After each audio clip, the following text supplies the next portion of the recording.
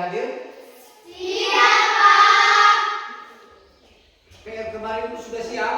Sudah, Pak. Siapa yang masih belum? Tunjuk tangan. Tidak ada, berarti artinya ini sudah siap.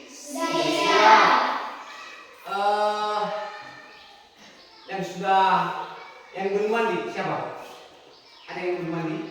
Tidak, Pak. Sudah mandi semua? Sudah, Pak. Baik.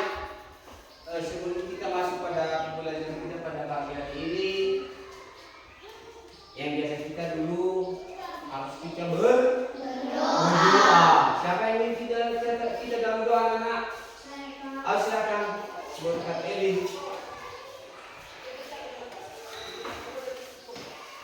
Teman-teman, mari kita berdoa dalam hati untuk Allah.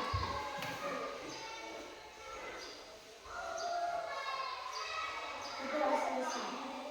Terima kasih. Kita sudah berdoa dan sekarang kita akan masuk pada pembelajaran kita, dan sebelum masuk juga kita pada pembelajaran kita akan terus semangat. Boleh? Boleh, Pak. Silakan berdiri dan terus semangat. Mulai. Terus semangat.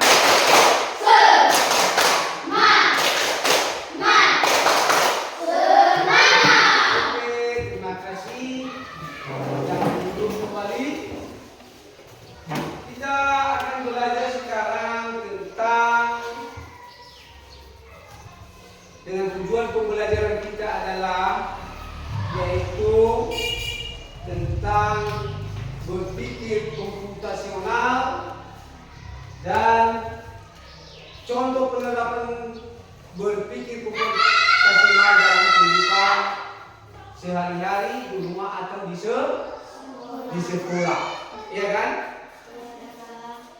Sebelum kita masuk, saya akan dulu sampaikan bahwa pengertian dari berpikir komputasional ini adalah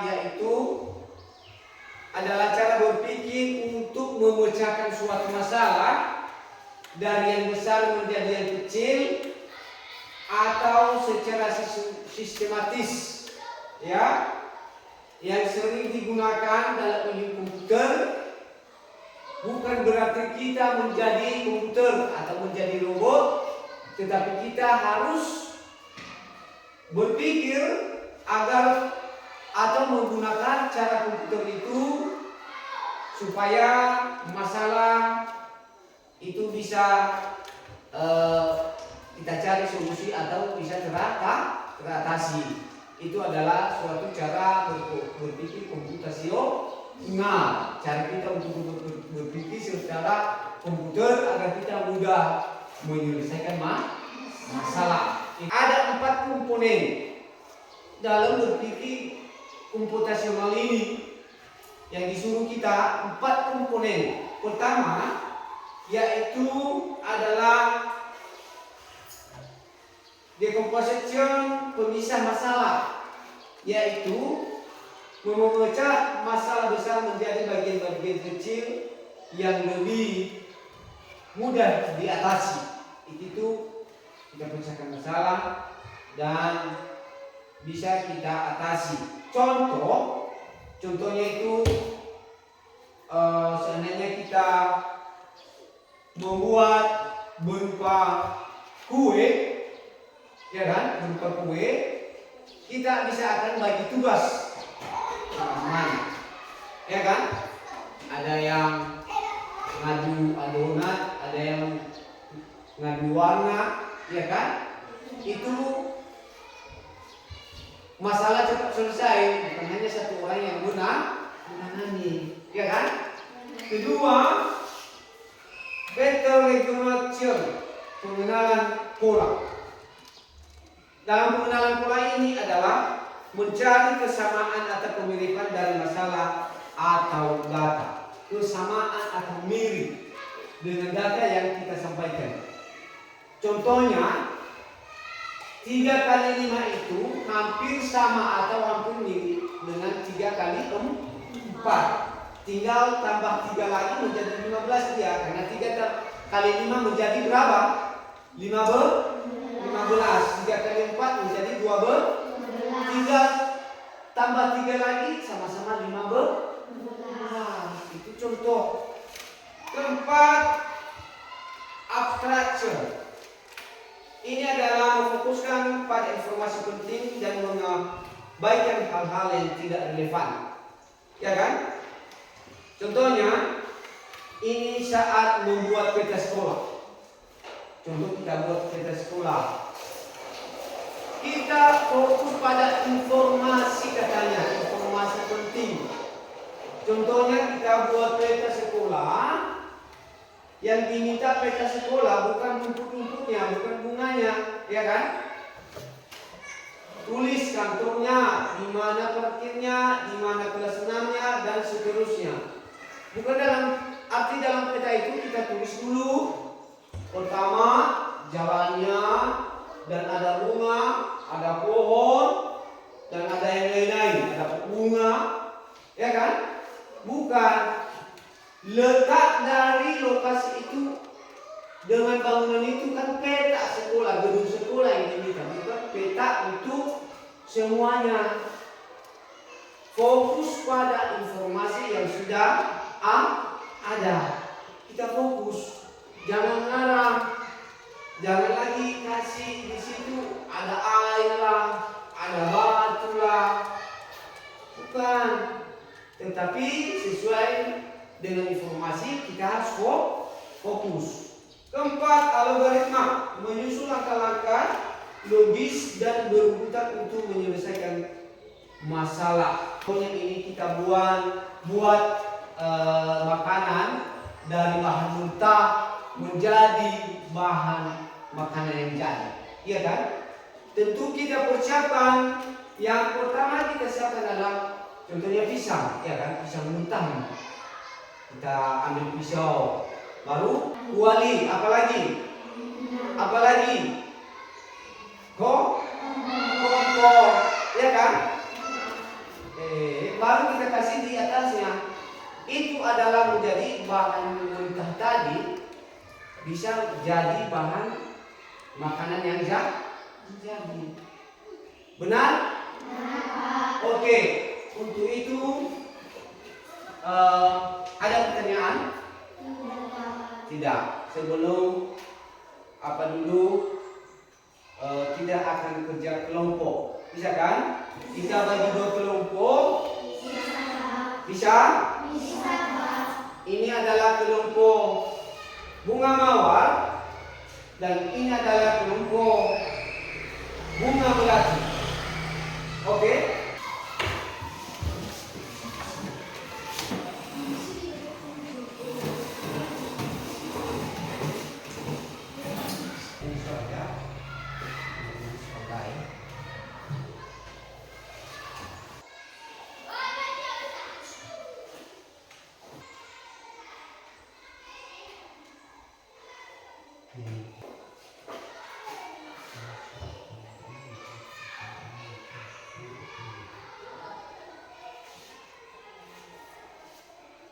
Tapi hasil kelompoknya tetap ditulis ya, pribadi ya, tetap ditulis, dikasih di buku catatan.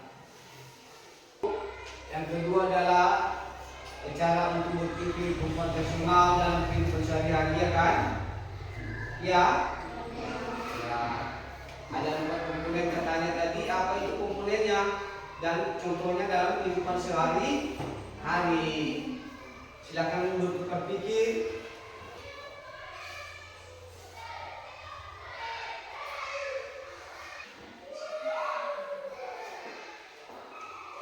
Kelompok bunga mawar gimana? Gimana bunga mawar? Bunga tiga bunga mawar. Bunga mawar kan? Gimana bunga mawar? Sudah mau siap? Sudah? Nanti?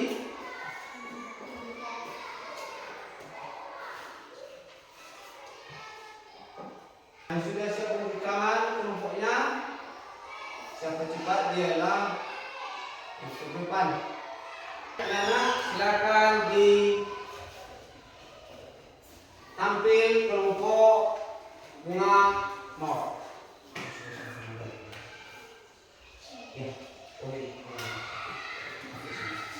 depan.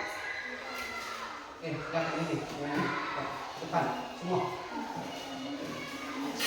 Sampaikan ya.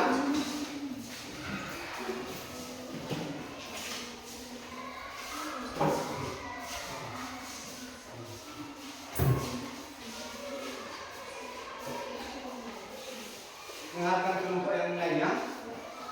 Baik, saya akan membacakan hasil diskusi kelompok pengambilan.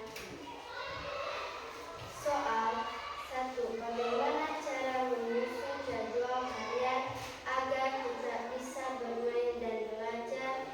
Jawaban 06.00 sampai dengan 7.00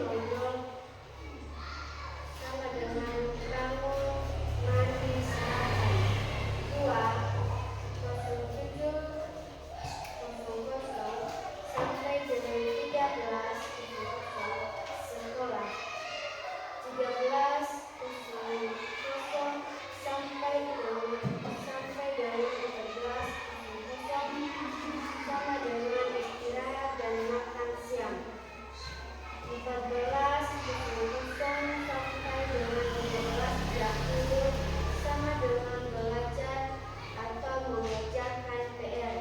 15.30 sampai dengan 17.00 bermain atau olahraga. 17.00 sampai 19.00 sama dengan ibadah atau makan malam. 19.00 sampai dengan 11.00 belajar ringan atau baca. 20 sampai dengan 30 sampai 12.00 persiapan tidur. 21.00 tidur. Tepuk tangan buat kelompok. Baik, itu penampilan kelompok. Mohon.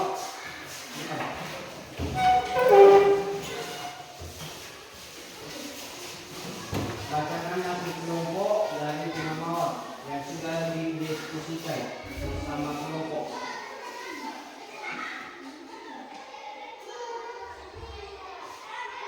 Soal bagaimana cara kamu menyusun jadwal harian agar tetap bisa bermain dan belajar? Jawaban 1. 06.00 sampai 07.00 sama dengan bangun, mandi, sarapan. 07.00 sampai 13.00 sama dengan sekolah. 13.00 sampai dengan 14.00 istirahat dan makan siang. 14.00 sampai 15.30 sama dengan belajar atau mengerjakan PR. 15.30 sampai 17.00 bermain atau olahraga. 17.00 sampai 9.00 ibadah, makan malam, keluarga. 19.00 sampai 20.30 belajar ringan atau baca. 20.30 sampai 21.00 sama dengan persiapan tidur. 21.00 tidur. Baik, terima kasih tepuk tangan buat kelompok.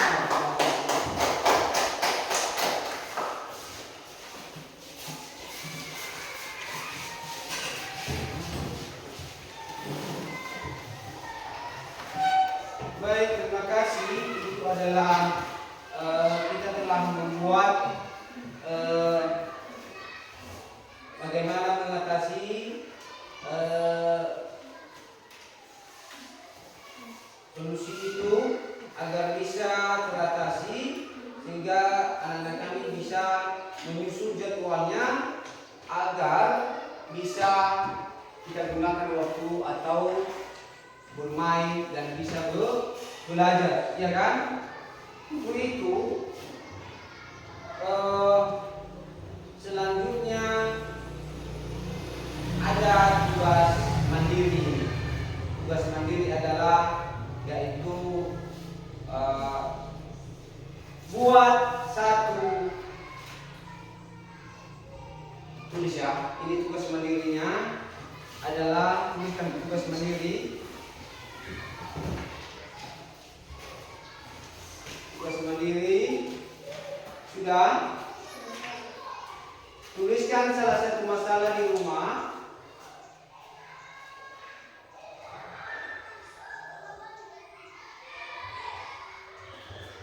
Tuliskan salah satu masalah di rumah yang pernah kamu alami.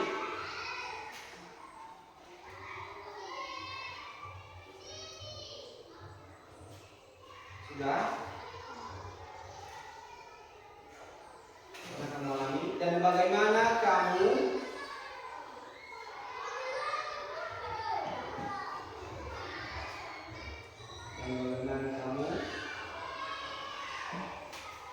menyelesaikannya dengan berpikir komputasional. Menyelesaikannya dengan berpikir komputasional.